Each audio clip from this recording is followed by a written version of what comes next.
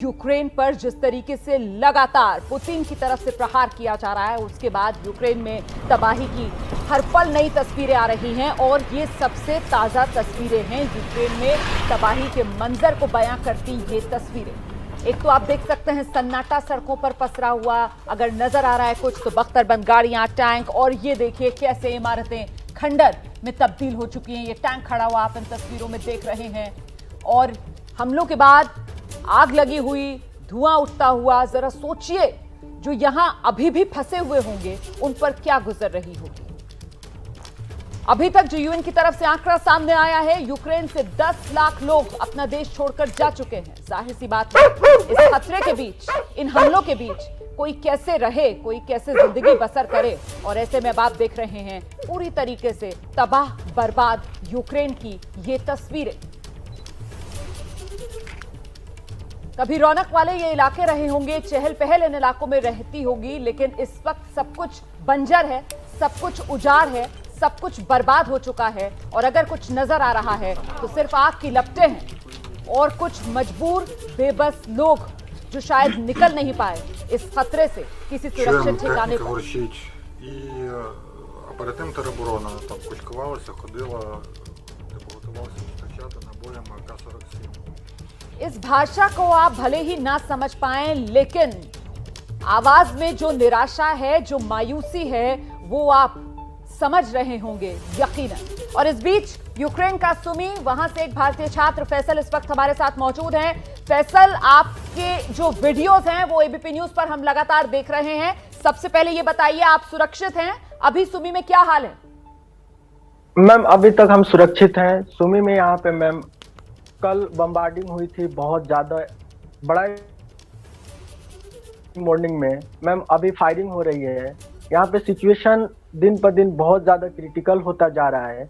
हमारे अंदर हम फ्रस्ट्रेटेड और बहुत ज्यादा ये नहीं चाहते कि क्यू और खारक्यू जैसा हालात सुमी का भी हो जाए।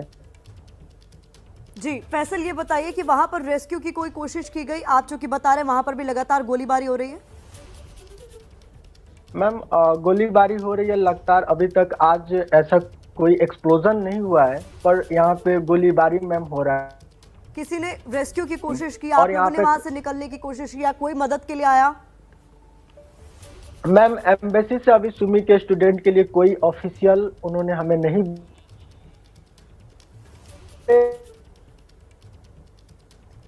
कुछ तकनीकी खराबी भी आ रही है, फैसल की आवाज जो है वो कट कट कर मिल रही है। जी फैसल, हम ये जानना चाह रहे हैं कि आप सुमी से निकलने का क्या प्लान बना रहे हैं? आप लोगों की मदद के लिए वहां पर जो एम्बेसी है उसकी तरफ से क्या दिशा निर्देश दिए गए हैं आप लोगों को, ये बताइए जरा। मैम सुमी के बच्चे के लिए अभी एम्बेसी कुछ नहीं बोली है। गवर्नमेंट का कहना है अगर आप बॉर्डर पे आ सकते हैं, रोमानिया, पोलैंड, हंगरी, हम आपको इजीली बॉर्डर क्रॉस करा देंगे, आप इवैक्यूएट हो जाएंगे।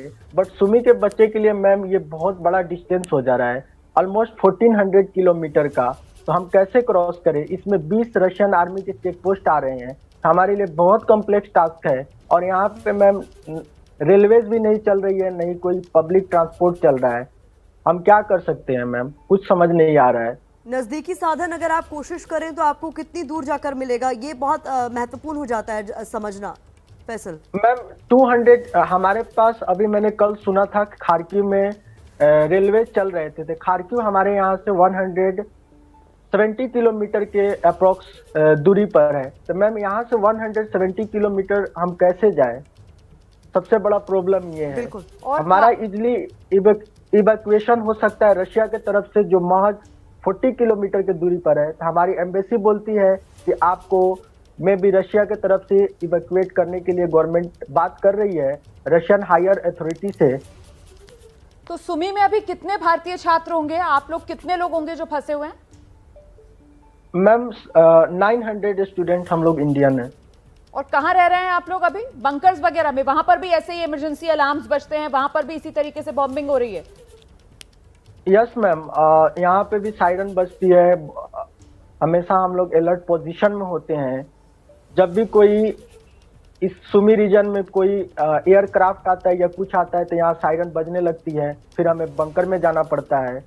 लाइट, सारे स्ट्रीट लाइट ऑफ हो जाते हैं, रूम के लाइट हम ऑफ कर लेते हैं। उसके बाद बंकर में जल्दी से हम चले जाते हैं। हमारे बैग में एक पासपोर्ट, पासपोर्ट का और हमें चार्जर रखना होता है। उसके बाद हम बंकर में डायरेक्ट चले जाते हैं। फैसल, ये बताइए कि आपके अलावा वहाँ कितने और ऐसे छात्र हैं सुमी में, और आप लोगों के पास खाने पीने की क्या व्यवस्था है, क्योंकि उसको लेकर काफी छात्र परेशान रह रहे हैं। मैम अभी तो यहाँ के जो डिपार्टमेंटल स्टोर है उसमें फूड के शॉर्टेज हो जा रहे हैं। कुछ एनजीओ ये सब है, जैसे यहाँ पे कुसुम फार्मेसी इंडियन करके हैं, उन्होंने हमें कुछ पानी और चावल दिया था, वो हमारे खत्म हो गए।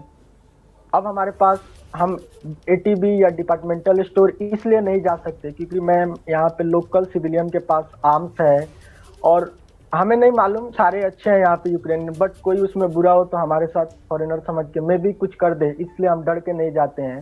फिर उसके बाद सेलिंग हमेशा हो रही है, बॉम्बार्डिंग हो रही है, तो डर है ऐसा ना हो जाए नवीन जैसा हालात हो जाए, राशन लेने के लिए जाए कुछ हमारे साथ।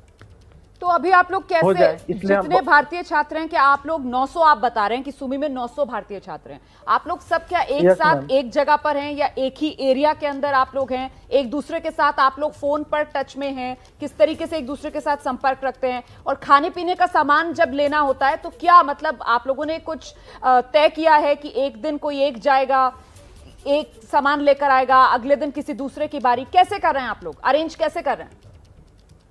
मैम यहाँ पे इंडियन जमुस्तांस्का स्ट्रीट 7 है सुमी में, यहाँ पे 2 हॉस्टल है जिसमें मेजोरिटी इंडियन है और कुछ फॉरेनर है।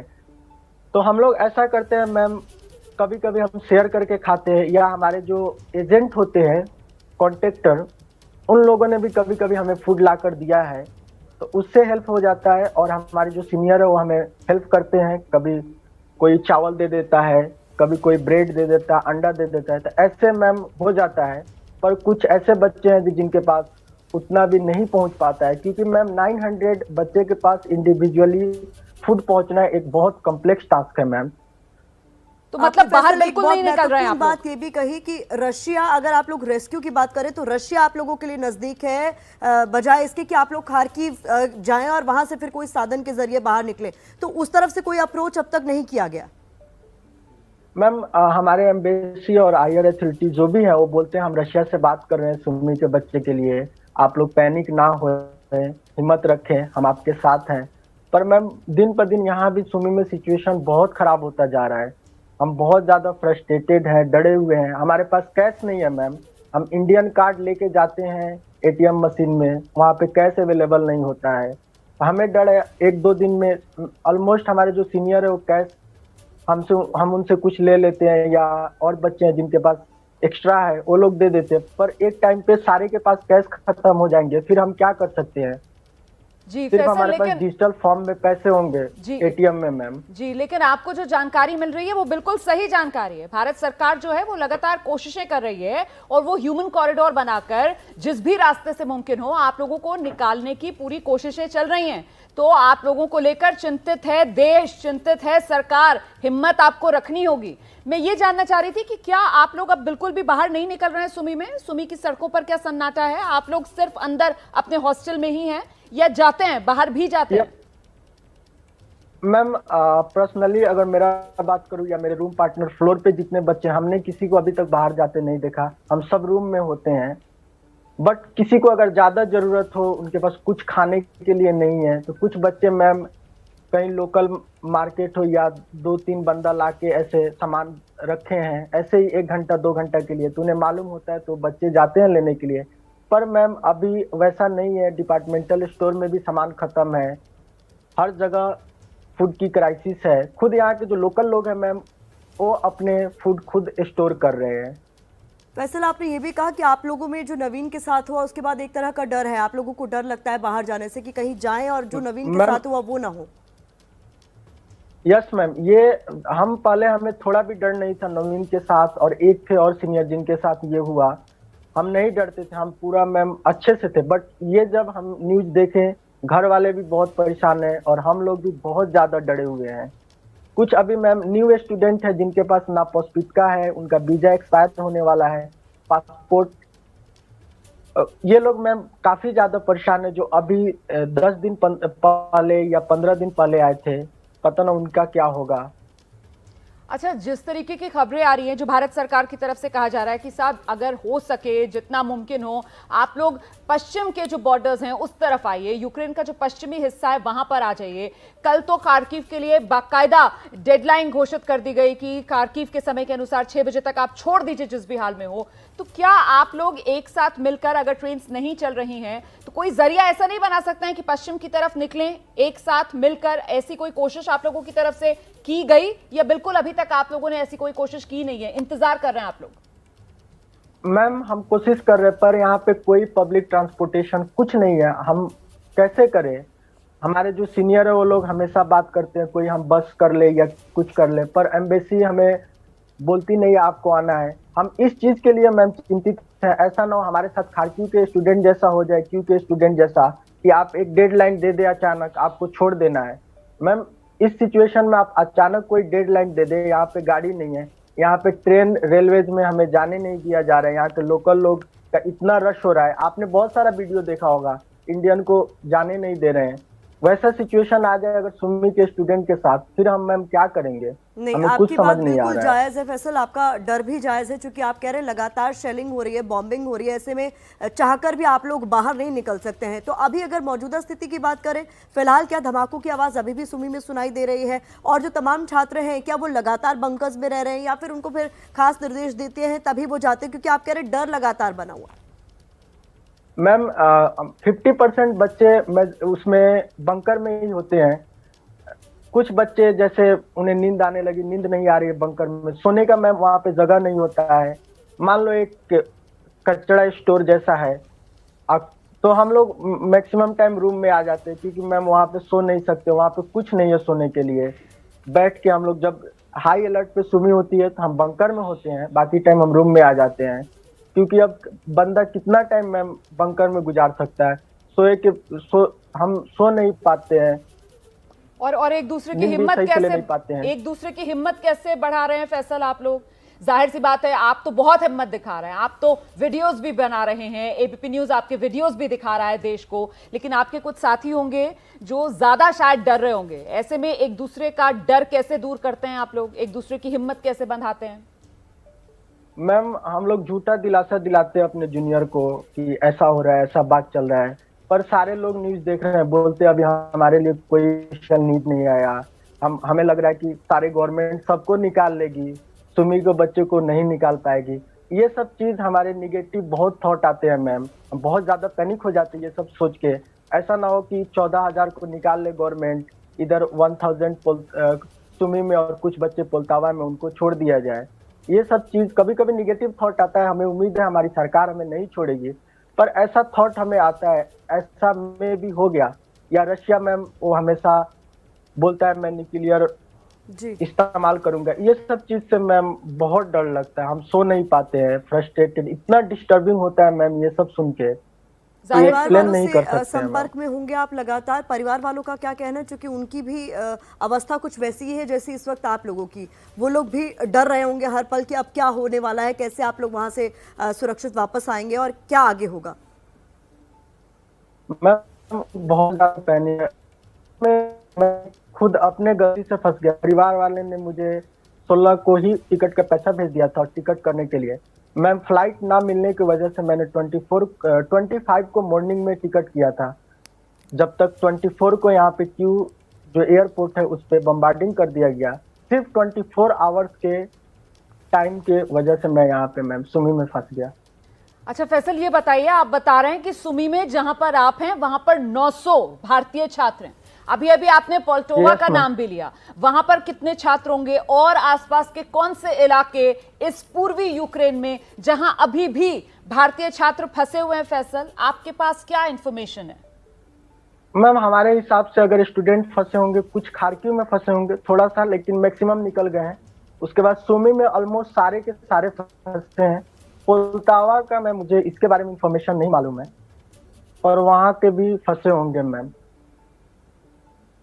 ठीक है, और जो भारतीय दूतावास है उसकी तरफ से आपके साथ लगातार संपर्क किया जा रहा है, टच में हैं आप भारतीय दूतावास के? कोई अधिकारी या कोई हेल्पलाइन नंबर्स जो आपके लिए जारी किए गए हैं, वहां से मदद मिल रही है?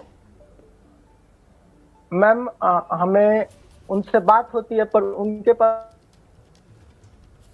रिसीव कभी करते हैं कभी नहीं करते हैं, और हमें वो सिर्फ दिलासा दिलाते हैं कि आपके लिए हम काम कर रहे हैं, आपको हम नहीं छोड़ सकते, हमारी सरकार हमारे मंत्री ना हो, आप हिम्मत रखें।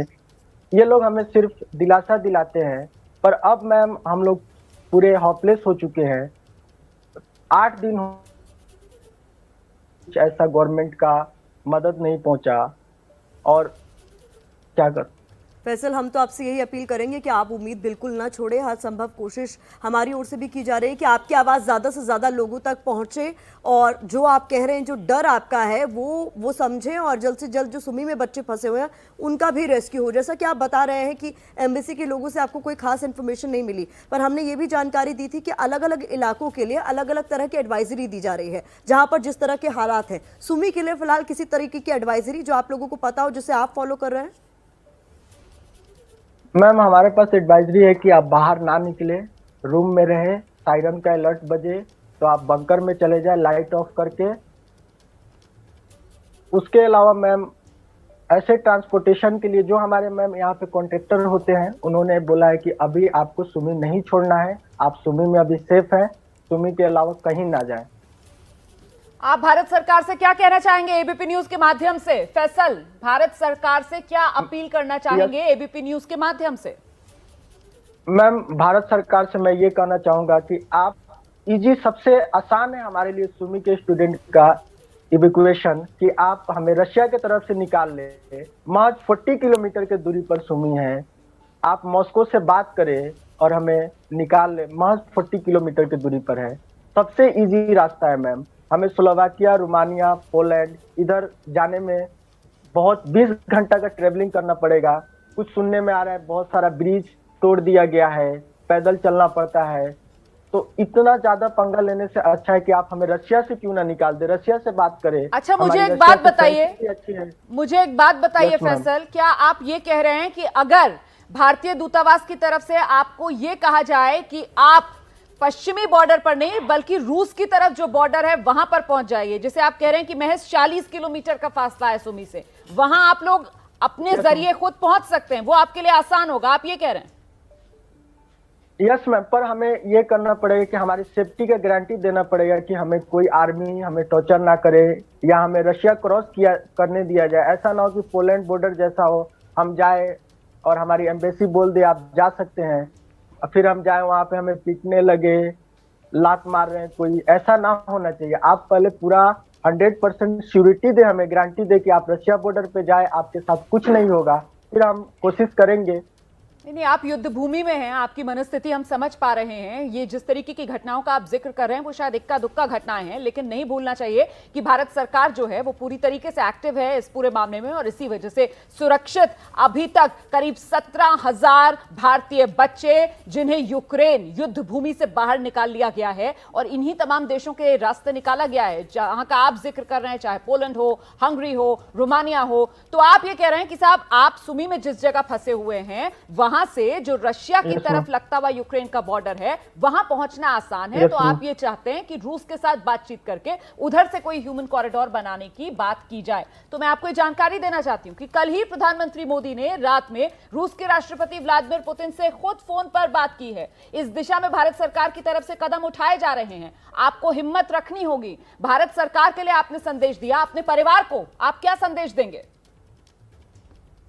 मैम हमें मोदी जी से पूरा उम्मीद है, उन्होंने हमारे लिए बहुत बड़ा स्टैंड लिया है, उन्होंने बार बार पुतिन से उनकी बात चल रही है, हमने ये सारे न्यूज में देख रहे हैं, हमें उम्मीद है। बट मैम ये ऐसा सिचुएशन है ना कि आप एक टीवी पे वार देखना या डिस्प्ले पे देखना बहुत आसान होता है, पर यहाँ मैम सुन के बम्बार्डिंग अजीब लगता है मैम, हम बहुत ज्यादा डर जाते हैं, फायरिंग सुन के डर जाते हैं। जब देखते हैं लोकल सिटीजन यहाँ पे आर्म्स लेके घूमते हैं AK-47 ऐसा करके, तो हम बहुत ज्यादा डर जाते हैं मैम। फैसल ये भी बताइए क्योंकि आज युद्ध का 8वां दिन है, स्थिति धीरे धीरे और ज्यादा भयावह होती जाएगी और होती गई है, हमने ये भी देखा है। शुरुआत में शायद स्थिति ऐसी थी कि कोशिश करते तो निकला जा सकता था, क्या आपके ग्रुप में से किसी ने इस तरीके की कोशिश की और युद्ध जैसे हालात बनने से पहले कुछ लोग वापस लौटे? ऐसे कुछ लोगों के संपर्क में आप हैं? नहीं मैम, सुमी से एक भी बच्चे 24 के बाद मैम कोई नहीं गया यहाँ से, मेरे जानने वाले सारे हम लोग यही हैं। जितना जानता हूँ मैं सुमी में, अभी तक कोई बच्चा सुमी से वार स्टार्ट होने के बाद कोई अभी तक यहाँ से नहीं और आप गया। सेफ पैसेज का भी जिक्र कर रहे हैं कि अगर देखा जाए तो रशिया पहुंचना आप लोगों के लिए ज्यादा आसान है। क्या उस रास्ते पर किसी की तरफ से कभी कोई एफर्ट किया गया इन 8 दिनों में कि जब हालात थोड़े सामान्य हो, ज्यादा बमबारी ना हो रही, तो कोई निकलने की कोशिश की गई? नो मैम, क्योंकि रशिया से अभी हमारी बात चल रही है, पर ऐसा कुछ वीजा का भी मैम ऐसा प्रॉब्लम आएगा, इस कारण अभी हमें एम्बेसी कुछ ऐसा वैलिड नहीं बोला है कि आप जा सकते हैं। हम चले जाए फिर वो वीजा ना दे, ऐसा कुछ, इसलिए हम नहीं जाते। अगर हमारी सरकार बात करती है, अगर कुछ ऐसा होता है तो वो लोग हमें अपडेट करेंगे तो फिर हम सोचेंगे। अभी मैम हम नहीं जा सकते क्योंकि अभी हमारी बात चल रही है, अभी हमारे पास कोई सिक्योरिटी नहीं है ताकि हम जा सकें।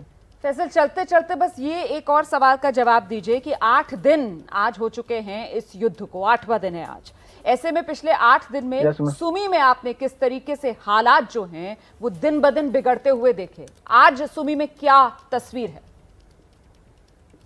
मैम सबसे बड़ा प्रॉब्लम ये हुआ खाने का, हमने खाना अच्छा से हम नहीं खा पाए। उसके बाद मैम मैनेज करके खाना खाना पड़ता है कि एक टाइम हम चावल खाते हैं, उसके बाद कुछ टाइम हम बिस्किट वगैरह ये सब खा लेते हैं, ताकि ऐसा ना हो कुछ और दिन बड़ा सिचुएशन, क्रिटिकल सिचुएशन हो जाए तो फिर हमारे पास कुछ स्टोर होना चाहिए। या हमारे सीनियर हैं, हम लोग बहुत कम कम खा के ऐसे करके गुजारते हैं दिन। उसके बाद मैम हम सो नहीं पाते हैं, क्योंकि कभी सोते हैं उसके बाद सायरन बज जाती है, फिर दौड़ के हाफ नींद में भागना पड़ता है। बहुत शुक्रिया फैसल एबीपी न्यूज के लिए वक्त निकालने के लिए। और जैसा कि आप बता रहे हैं कि अभी जैसी स्थिति आप लोगों को राशनिंग करनी पड़ रही है, उम्मीद करते हैं कि जल्द से जल्द वहां फंसे तमाम छात्रों का रेस्क्यू कर लिया जाए।